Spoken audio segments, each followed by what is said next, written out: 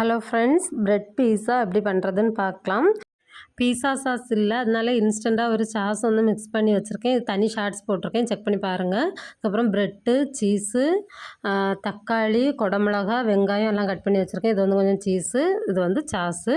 இப்போ தவாவில் வந்து கொஞ்சமாக பட்டர் சேர்த்து சூடானதும் ப்ரெட்டை வச்சுட்டு மேலே வந்து அந்த சாஸ் அப்ளை பண்ணிவிட்டு வெங்காயம், குடமிளகா, அதுக்கப்புறம் தக்காளி, மேலே வந்து சீஸ் போட்டுக்கணும். இது வந்து மொசரல்லா சீஸ் தான் சேர்க்கணும். எனக்கு இது தான் கிடச்சிது, அதனால நான் இதை வாங்கிட்டு வந்தேன். பிள்ளைங்க கேட்டுகிட்டே இருந்தாங்க. அதனால் மொசரல்லா சீஸ்னால் நல்லா சீவிங்காக சூப்பராக வரும்.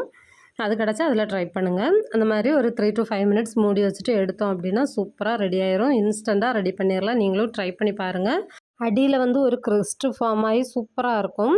கிட்ஸுக்கு ஸ்பெஷலாக ரொம்ப பிடிக்கும். ட்ரை பண்ணி பாருங்கள். வீடியோ பிடிச்சிருந்தா சேனலை சப்ஸ்கிரைப் பண்ணுங்கள். ஃபேஸ்புக், இன்ஸ்டாவில் நம்ம பேஜை ஃபாலோ பண்ணுங்கள். தேங்க்ஸ் ஃபார் வாட்சிங். பாய்.